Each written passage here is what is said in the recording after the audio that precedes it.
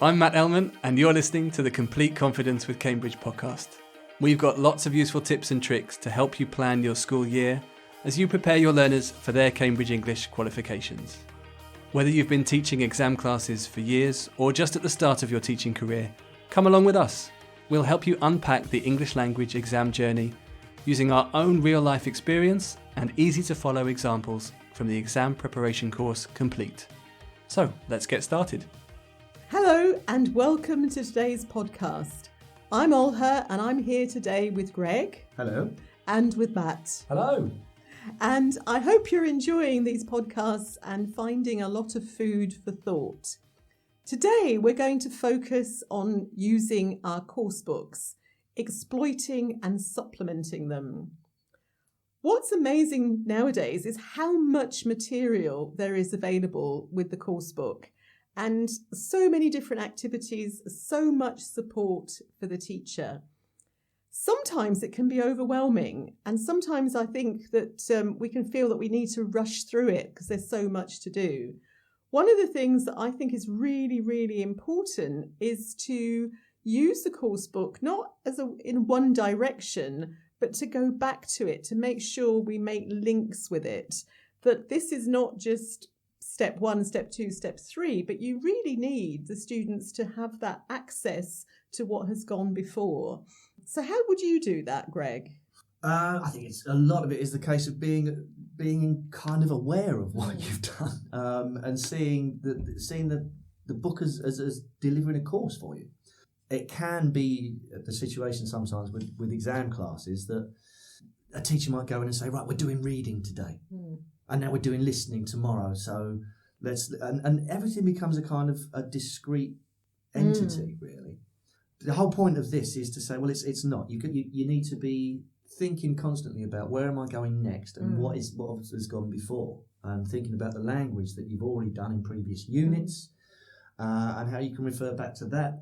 The skills that are being developed in previous units, how do you refer back to those as well? The course book is designed in that way, so it builds skills and builds language. Yeah, I think referring back to things. So, for example, if you're looking at actual exam type questions, say you're looking at a listening, you might go back and say, remember what we said or what we learnt about listening and the strategies in the previous unit. What do we find out about listening? What do you know about the questions? What can we...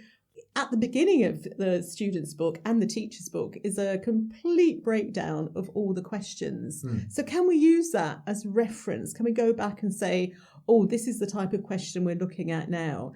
So really being flexible, moving around the book. What do you think, Matt? I think the course book I think the way we should look at it is as a guidebook. Yes. Because if you're going on holiday, if you're travelling somewhere and you have a guidebook for the place you're going, that's obviously a useful resource, right?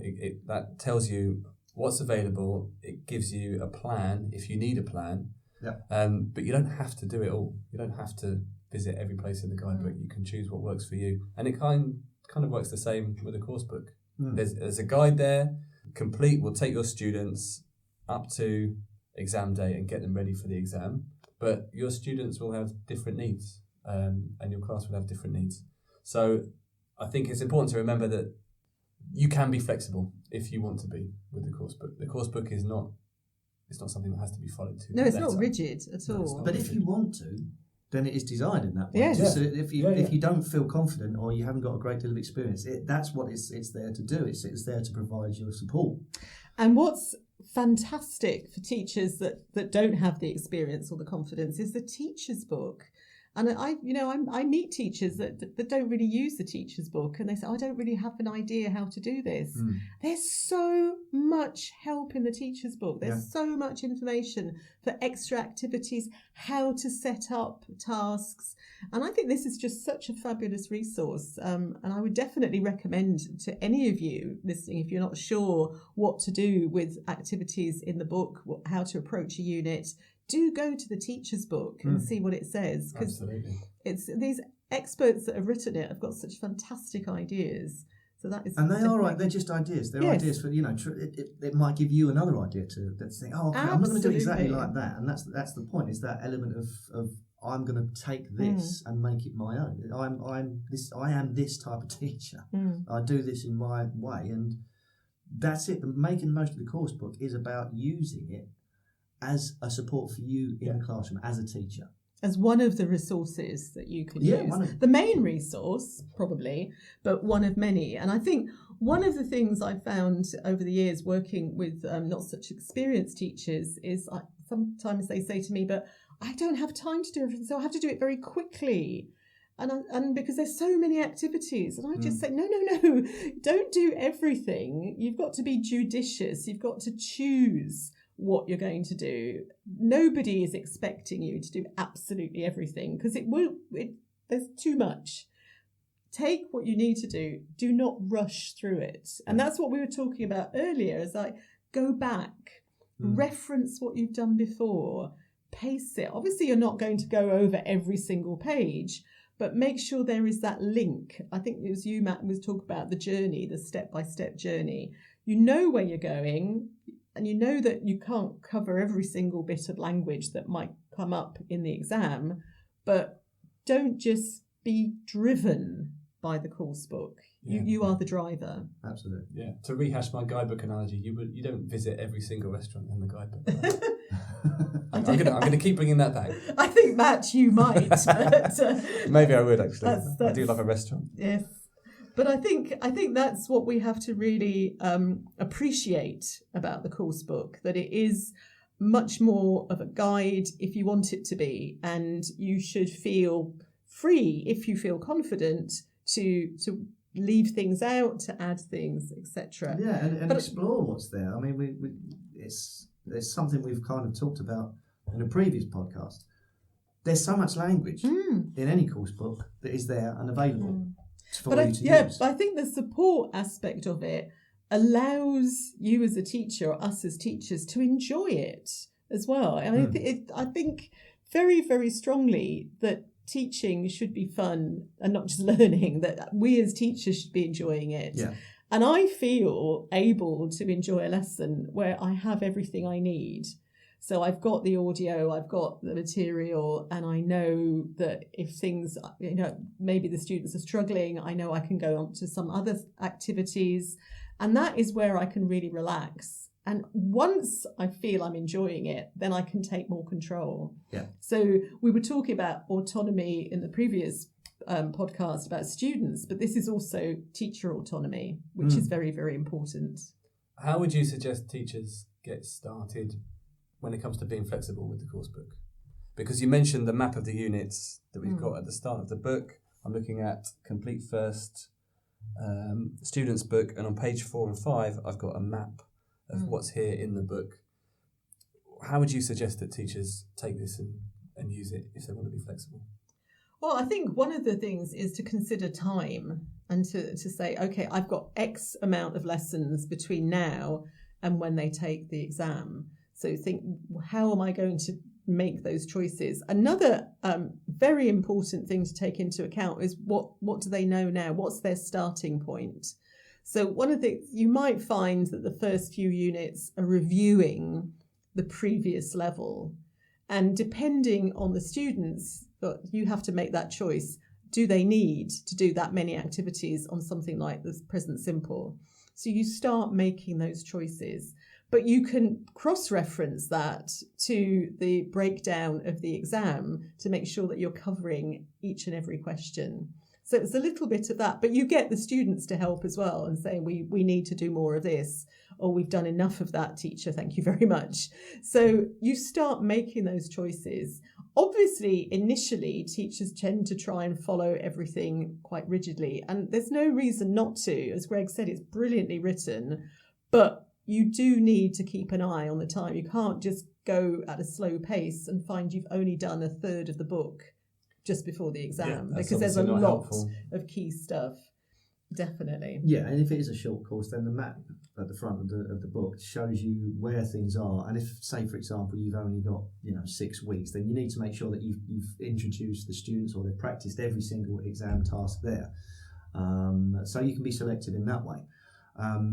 But I mean, you don't have to follow the map of the units, like you say. You can discriminate, and if, like for example, I've had classes where there's really no point in doing a particular type of listening question because they know how to do it. There's no point in practicing those exam skills. There's no point in going in and saying, right, how do we do this?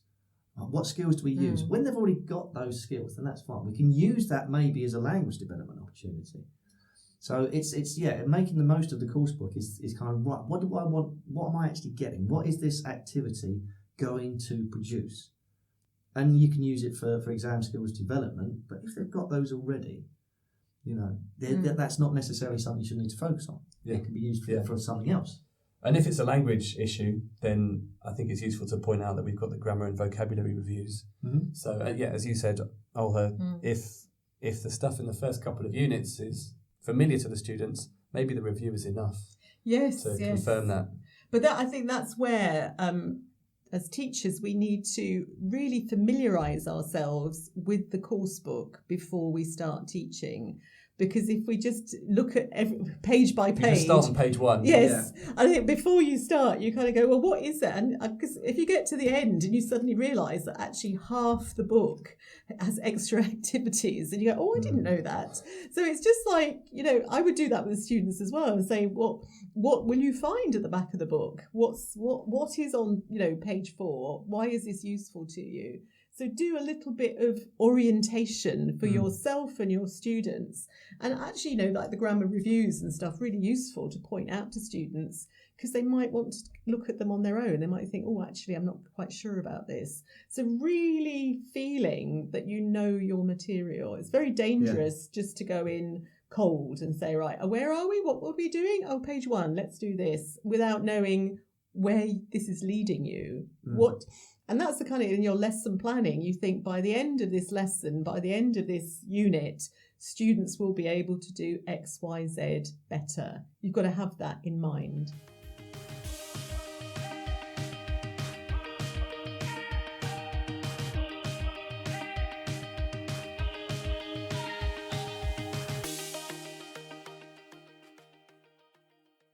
How about exploiting other resources or supplementing the course book?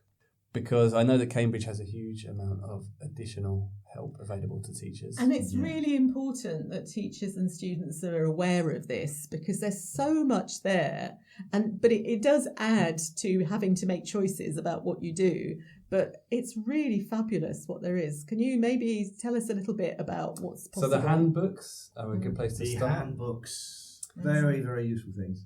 Every exam has its own handbook that gives details of all the papers in that exam, breaking it down by question, explaining what the examiner is looking for in each of those questions. And these are freely available from cambridgeenglish.org. Have you used these in the past? All the time.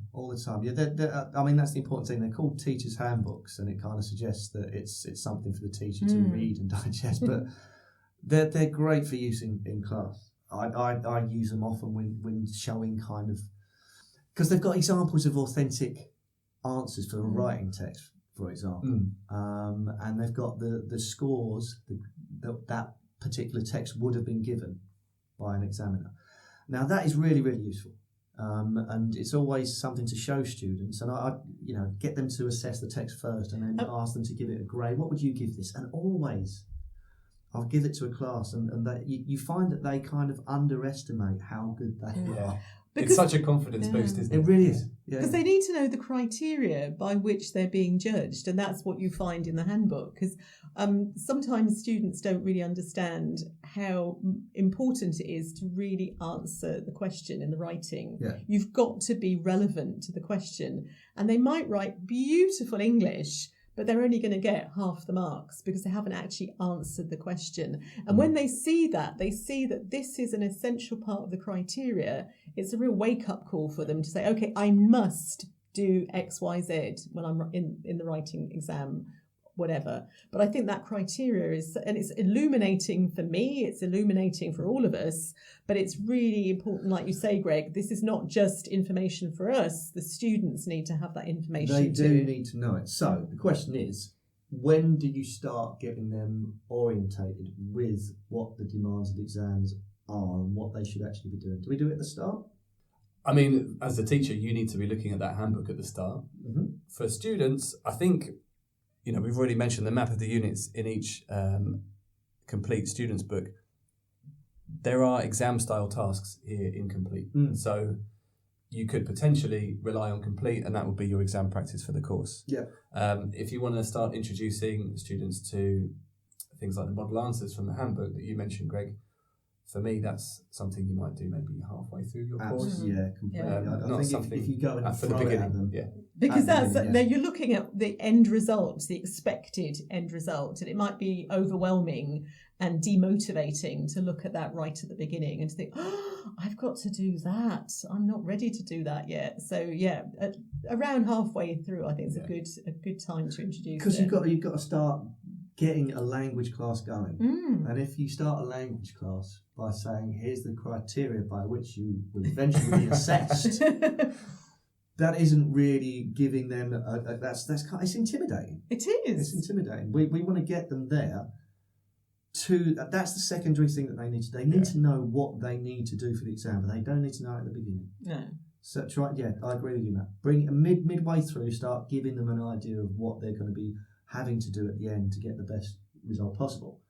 But not at the start. No. Yeah. And this kind of is actually a very good example of what you said, that we're starting them off.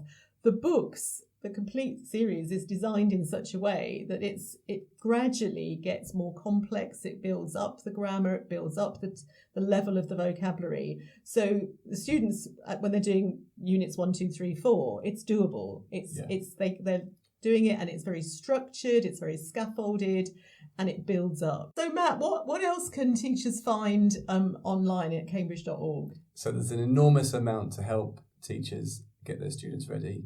For example, there are guides to developing each skill. So there's a guide for reading skills, a guide for writing skills, one for listening skills.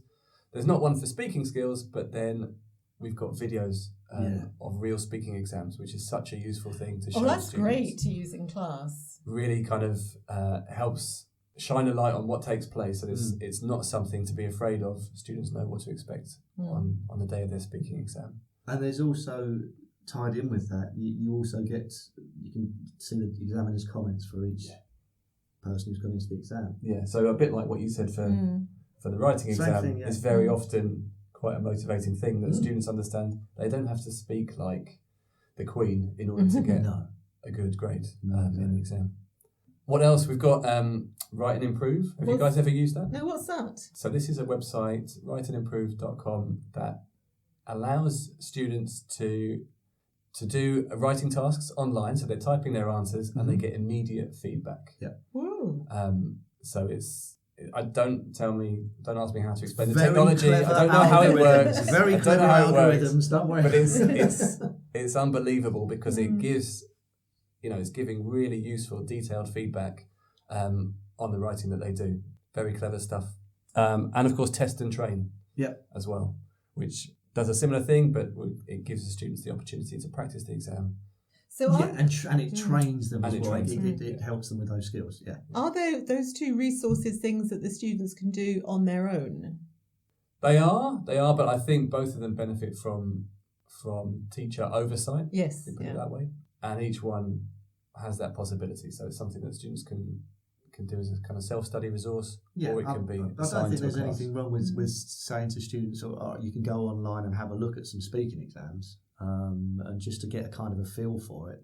But the material itself, it's more kind of like the teacher will know how to put that across to the students. The students might read it and go, I don't really understand this. No, it's written for teachers. They need that bridge, don't they, to actually show them how to use that material. And hopefully, once they get used to it, they might be able to use it autonomously later, certainly. But just it seems that there's a lot. I know that there's lots of nice activities online to practice different parts of the test as well, extra practice that's at different levels. I quite often give that to students for homework and just say, have a look at this. You need more practice in listening. Choose a topic that maybe either you like or maybe you're not very used to that language. You want to practice it a bit more. So I know there's just Is so this much. on the Cambridge English website? Yes, it is, yeah. So I think most of it is if you click on the exam that you're preparing your students for, and there's usually a link that says preparation, and that's where you get access to all of this stuff. And then, of course, the workbooks, which are a hugely practical resource because they follow exactly the same topics and the same language focus as you get in the main course books. So fantastic for homework, for example. But I think that's the thing that often I've certainly done it in the past when I'd started teaching exam classes. That you see that the course book this is for class and workbook is for homework. Not necessarily. No. Yeah. That's the way. It's to supplement it. And if you think this needs a bit more work, then don't just give it to them for homework. You can go over it in class, or it's up to you. But the material is definitely there. You've also got in the back of the course book, you've got these writing focuses and speaking focuses that basically give you more examples and more work to do with it. So again, like going back to Olha, what you were saying at the beginning of this, if you are coming into this, know your course book because. You don't want that to be a surprise at the end of the course that you say, oh my goodness, I could have used so much here I could have used. Yeah. I mean, and we're talking about books, we've got the books in front of us, but of course there's so much online as well. Yeah. Cambridge One. Yeah, absolutely. So students can be doing their exercises in the book, but they can also go online and use Practice Extra to get even more. Yeah. And there is an awful lot of it available. So that's the great thing about it.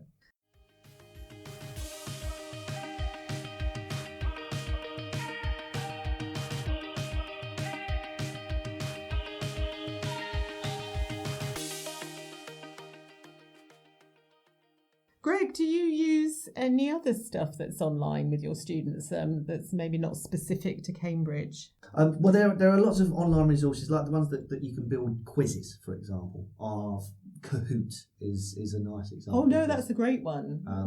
It really is. Wordwall is another one. That's another one. So teachers have to input questions into it, and it becomes an online quiz that students can do on their phones. Yeah, they have their phones, and then they press a button, whether it's A, B, C, or D, and it's a good way, and it's also a good way to kind of gauge an idea of whether your classes are getting things right. Yeah, I use it for reviewing with students, and they really like it because quite often a review test could be quite boring. But because it's online and because they're on their mobile phones, and it's competitive. Oh, it's very competitive because you can see who's winning, and then it's very exciting who wins at the end. But it's nice competition. It's fun competition, but it's very, very useful for reviewing the language, definitely. Yeah, and again, we're thinking about pinning everything back to the exam, and you can, parts of the Cambridge exams where you have reading and use of English, where you have a passage and you have 4 options for which word actually fits the gap. That's perfect. For absolutely. And it just makes the whole class a bit more kind of fun and engaging for everyone, rather than sitting there staring at a sheet of paper. It's a change, isn't it? I think sometimes it's just the variety that's what really spices things up. Absolutely, yeah. It's that kind of idea of, it's an exam class, but it can be a little bit of fun as well. But I think that's really interesting. It's kind of packaging activities in a way that's a bit more attractive to students. Quite often for homework, I suggest that students watch things on YouTube, things like episodes of a program like Friends, for example, because they like it. But it's really good for their listening because it's not subtitled, and they can listen to it. They can try and work out what the jokes are. Songs as well on YouTube is fantastic because you can actually listen and read the lyrics at the same time. There are other platforms available as well. Of course there are, but the useful thing about that is that if you are asking them to do it, the technology allows you to slow something down. Yes. Yeah. So you can ask it to play back a video at 0.75. And it's also a nice way of using technologies like even on the most basic level. I sometimes, if I'm doing a listening test practice in class, I'll speed it up. So when we're doing a listening part 2 or part 3, I'll play it to them, and they have to do, as exam practice, play it at 1.25. Ooh. That's a nice idea, just to raise the stakes a bit. Yeah, and it's because obviously in the Cambridge exam you hear that you're listening twice, and the first time you play it to them, you play it faster than they're going to hear it, and they kind of get into that exam mode of right. I've got to do this, and they're really listening intensely. But the great thing about it is when you play it for the second time, you put it back to normal speed, and they go, God, this seems really slow. And then you can build their confidence a little bit and say, look, no, this is the speed you're going to hear in the exam. So don't, nobody's trying to catch you out and talk at 100 miles an hour. This is what you're actually going to hear. The speed of delivery. A bit of psychology there, Greg. It really does. It works nicely though. It works nicely. I like it as well because I think students can get maybe a bit over reliant on certain things. Yeah. They're writing. If you're using a mobile phone to do a lot of your writing, you've got predictive messages. Yeah. To kind of support your spelling. On YouTube, they're usually turned off, but you can turn on the closed captions, the automatic captions, and I think students can get a bit reliant on that. Same on Netflix. So, throwing a curveball in there just to make sure they're still awake. And a very nice use of the material you already have. You've got that. This is it. Yeah. You don't you're have not to. Looking for something. And so sometimes it's not choosing to do something different, but choosing to do what's in the book differently. And I think quite often we get a bit derailed, I suppose, by the book, but we think we have to do it that way. And it goes back to that you can do activities in different ways. And you can take, for example, a tape script, a listening script, and do something else with it. You can use it as a starter for a bit of drama, for example, if there's a dialogue between people, and get the students to read it, maybe rewrite it. So really going back into the book and getting more out of it. And you don't have to feel all the time, I've got to find something different, particularly if your context, and we're talking to you, you may not have access, your students may not have access to all these digital components that we've mentioned. Use the book, get it, really squeeze it for all the different possibilities that it can have. And you don't have to worry then, or do they have internet? Do they have that technology at home? So that's always very important to remember, that not everybody has that, capability. Absolutely. Yeah, that's true. And even in that situation, it's just reminded me of something that I do in classes sometimes, which it doesn't rely on technology at all in that sense. Is just going back to that the reading use of English task where you get the text and you get 4 options. You can type those options into a document and print them all out without the numbers. And what you do then is you cut up each line. So you cut up each option 4 and you stick it on the walls. I've often done it where I stick them outside of the classroom and they have to go and hunt down. But because they haven't got the numbers on each group of 4 words, they've got to process the text a bit more, because they're not just matching up the numbers and choosing the word. They've got to decide, right, which one of this group of 4 words actually fits in this gap, and which word is it, in fact. God, life in your class is hard, Greg. I know, I get working. You've got to get the energy up and get, that's the thing about challenge, especially if you're teaching sort of advanced and maybe B2. You don't want them to say, oh, it's the same old. Exactly. We've done I it. think these are great ideas. You've done it so many times before, so that's exactly like do what's on the page, but just slightly alter it. I've done that with a preliminary class before, and it works, because it's kind of, we're not sitting down and we're not kind of staring at the board and then everybody's up and working. But also, I imagine if your students have done that kind of preparation before the exam, then when they get to the exam, it just when they get feels to the exam, far less frightening. Around the room looking for words. And then I've got an activity that I do using the text and slightly changing it. So there's quite often 1 or 2 key texts in every unit. So I will choose one, and I will tell the students that they're going to get a dictation based on that text, not of that text. They're not going to learn it by heart, but they for homework they'll try and remember as much as possible of the key vocabulary, etc. And then when I do the dictation, I do the lovely Mario Rinvolucri method, is I just leave out certain words.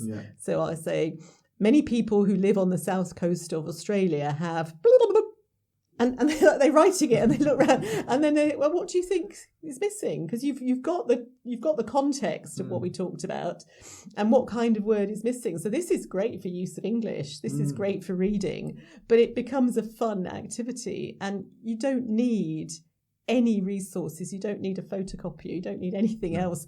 The students are doing that, and and I think there are ways of doing dictation in class that can be a lot of fun, because it needs to be where the students are thinking. So they're really thinking about it, but you kind of make it silly that I either make a funny noise or I cough or something. Or I say, I've got a bit of a cold today. You've got to help me because I'm not going to hear everything I say. So last week, Jane and her went to the and it really kind of makes the activity a lot more fun. But you can say, why are we doing this? Because in the exam, in this part of the exam, we have to do that as well. So it takes it off the page. Yeah, absolutely. Yeah, that's important. But you are reviewing, and that's important as well.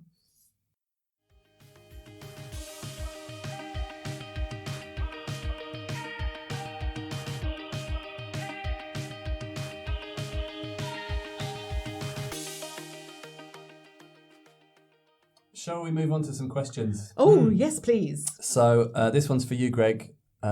We've got a teacher who's saying they spend too much time preparing their lessons. Any tips? What is too much? How would you define too much? I guess more time than they have available. Yeah. If you're up all night or up till all hours doing it, then that's too much time. I mean, one of the things that I think all teachers, as they progress through their career, do is to kind of build up their own corpus of material. So perhaps the first thing is to say, well, what you're doing now isn't necessarily something you're going to have to do every single time. And adapting a piece of material from the book in some way, once you've done it once, it's there and you can use it again.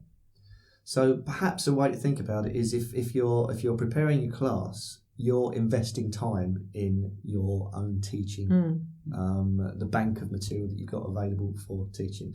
I've been teaching for a lot of years now, and I've got a lot of material that I know I can call upon at any point. Now, I've not always been there. At a certain point, it's taken me time to get to that point where I know, I've got something that's right for this class. It's not just the material, is it? It's I imagine you've also got that kind of mental bank of routines, and the shape of the lesson, and how to get to where you want to be. That's what I was going to say is that two things. I mean, the thing about routine is to have a kind of template for a lesson, and think rather than reinvent the wheel every time. So every lesson's going to have a lead in, every lesson's going to have a warmer, every lesson's going to have a review of some previously taught language, every lesson's going to have a focus, like listening or something, and then at the end there's going to be maybe a lighter activity, a fun activity, and planning the homework as well, which I think is crucial. But I keep going back to this, the teacher's book. If you really feel that you're spending too much time preparing, and it can be a huge burden, because most of us as teachers do not have one level. We might have 7 or 8 levels that we're teaching. Use the teacher's book, rely on it, take the pressure off yourself, because we are the worst taskmasters, teachers. We feel so responsible for our lessons, and I've had loads of colleagues who've said to me, I stayed up till 3 a.m. planning my lessons, and you just think, no, please don't. Keep it simple. Get the students to help you, follow the teacher's book, and gradually build up that bank that Greg was talking about. But don't be spending all your time doing it, because your health and your mental well-being is really important. So please, teachers, think about that. Yeah, 100%. The only thing I'd add, I think, is to take note from the teacher's book of the objective for the lesson. Yes. Like, be clear what you're trying to achieve. Absolutely. Because that's going to help you decide, both before the lesson but also during the lesson, what do you need to spend time on and what can you not spend time on. Absolutely. And understand what you want your students to get from it. Yeah, be kind to yourself, definitely. All right, let's throw one at you, Olha. I can't do games with my students because they think they're a waste of time. I've had this. This is not me. This is No. this is one of our teachers. Sorry, that sounded like a confession. No, but so many teachers have said that to me all around the world, where I present activities and say, play this game, do this fun activity, and they say, oh no, my teachers, my students rather, feel that's a waste of time. And that's happened to me as well, that I've set things up, and particularly in exam classes, because the pressure on, and I think we've mentioned this before, that when you're a teenager and you're preparing for example, B2, B1 tests, that's not your only objective. You probably have around the world, I don't know how many classes your students take, 12 subjects. Yeah. So many pressures, so many exams you have to do. So that the mindset is that if it's not relevant for the exam, I don't want to do this activity.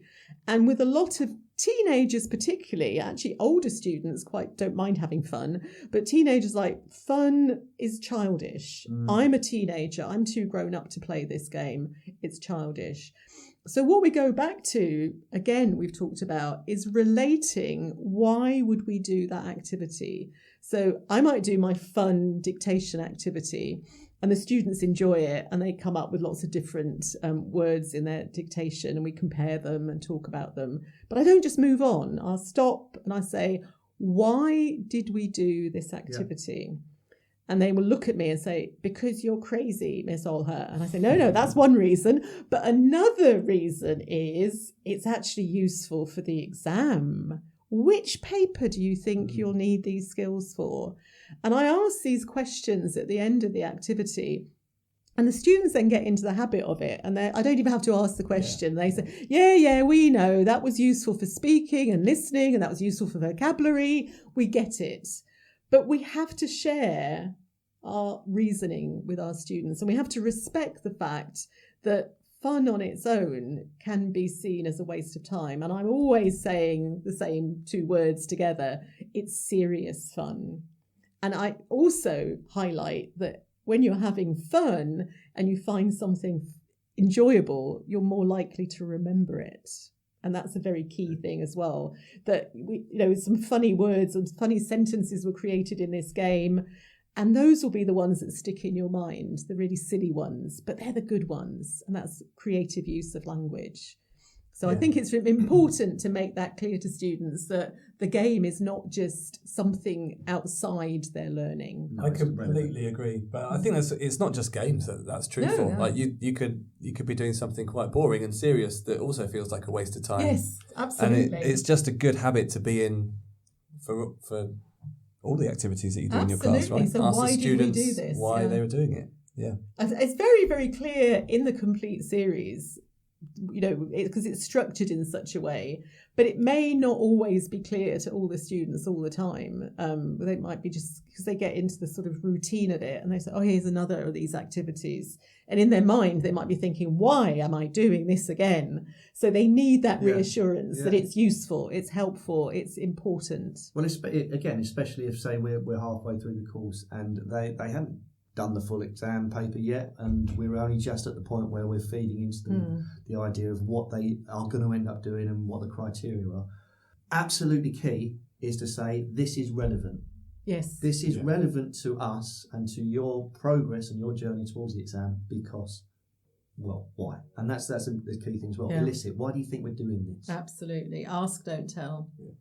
Great. Is there a question for you there, Matt? Let's dig one out for Matt. We've got a question here that someone's written in and asked, well, sort of said that they think there's always too much to get through in the course book. I mean, that's fair enough, isn't it? Especially if we've listed so many resources. If you take the course book plus everything else, I can completely understand that it feels like there's too much to do. I think the solution, maybe two solutions. So first of all, highlight that you don't have to do everything. Yeah. And it's about understanding your students' needs and what they need to prepare for the exam. And it will all be in the book, but there will be some stuff that they don't need to do. So you don't need to do everything. Selection. Be selective. But also understand that the range of resources that you've got the course book, you've got the handbook, you've got the workbook, You've got online resources. That range of resources gives you options. And there are different ways of dealing with a particular task or particular language, depending on what works for you and what works for your students. So it's about finding that out. Explore these and decide, ask your students what they're finding the most useful, and then you can kind of repeat that formula if it works. I think another point to make is that the Complete series is written for teachers in a really wide range of scenarios, teaching scenarios. And that means that, it covers all bases. It will cover more than you need, because there might be stuff in there that's, aimed perhaps more at a teacher in a different context. Absolutely, and some teachers have a lot more time in their programs to cover this, and they're different types of schools as well, and different needs from the students, and different resources available. So that's very important to keep in mind. And you might start, often you go into a new class blind, don't you? You don't know what your students' needs are, so don't be afraid to move away from what you thought you were going to do in the first place. And you don't have to follow the course as it's set out. If you get to a point where you think we don't need to do it like this, then you're in control. Absolutely, be brave, be courageous. Take that idea that the book is not the boss. You are the boss. The book is this fantastic resource, but you have that power to do it. Just like a guidebook. Just like a guidebook. You can go off piste if you want. There's a really fantastic question that's come in from somebody here, and I think that it's a question for all of us. And it says, what is your favourite supplementary activity to do in class? A kind of generic activity that you might do. Matt, do you have an activity that's one in your bag of goodies? I've got a favourite one, but it's going to be very hard to explain it on the podcast. I'll be a bit boring and suggest that one of my favourite things to do is to ask my learners, after we do an exam-style task, I ask my learners, what did you find easy about that? What did you find difficult about that? And what was going through your head as you were doing it? Ooh, nice. So we try and get to some of the exam techniques that might be buried away in some of the students' heads, and share those around the room. So it's not an activity. No, but it's a strategy. It's a strategy, good one, and it is one of my favourite things, because it's about trying to elicit what's going on mentally, internally, when the students are working on the task. I'm going to share one of mine with you, and you can do it at every single level, with every single unit of the Complete series, because every unit has a text about somebody, a person, doing something, experiencing something, whether it be just cooking or learning to play the guitar or meeting people. So after we've done that, we've done the vocabulary activities, we've done the grammar activities, I get the students quite often in pairs to do an interview, to do an ad hoc role play.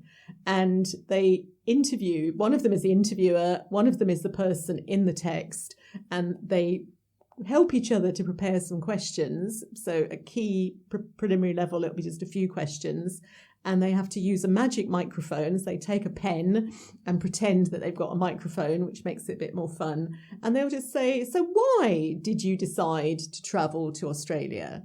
And they have to do it in character. And this is quite a lot of fun, but it means they're reviewing all that language. They're looking at the page in the course book. They're picking out things to say and trying to contextualize it, trying to make it authentic within that role play.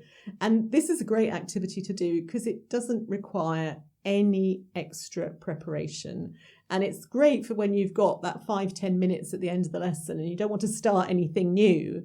This is what you do. Just go back to the last text and say, right, we're going to do some drama.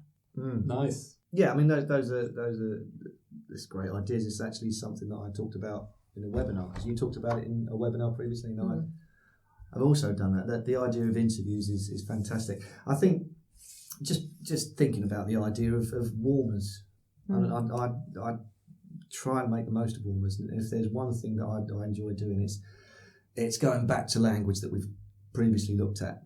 And for example, we'll put on to the board 3 or 4 questions as warmers that focus on previous vocabulary, but instead of the actual vocabulary, I will paraphrase it or give a synonym for it and put that word in bold. And the learners have to ask the questions, but not read them out. They have to replace the word that is involved with the original with what we actually focused on.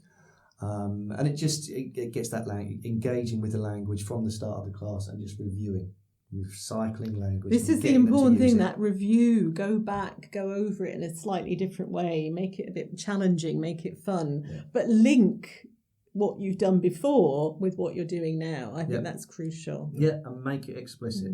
Show them what the links are, and get them to engage with it, and point them to situations where might this language be useful in the exam.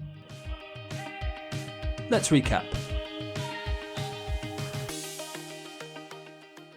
It's been a very, very interesting discussion today. We really focused on getting the most out of the course book, didn't we? We talked about how to see the course book as a resource, get to know the course book as much as possible, and move around the course book. So we don't use it just as going in one direction. How do we review? How do we go back? And get students to feel they can do that too. Matt gave a really good insight into the kind of digital materials, and we also talked about other supplementary materials like the handbooks and extra activities for exam practice. And we talked quite a bit about the different kind of supplementary activities you can do which don't require technology, which don't require too much preparation. So games, quizzes, reviews, warmers, drama. So think about these things when you're planning your lessons. That's it for today. Discover more episodes from this series on our website, cambridge.org/completeconfidence. We have podcast episodes for every level of the Cambridge exams. Come back and join us again soon. And don't worry, you've got this.